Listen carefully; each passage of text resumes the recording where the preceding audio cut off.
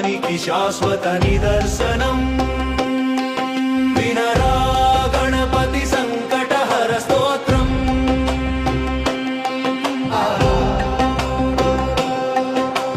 లంబోదరుడు విశాల నాభితో లోకమంతా దాచిన దైవం. విఘ్నరాజుడు విఘ్నాల పాలకుడు, ముందుగా పూజించవలసిన వాడు.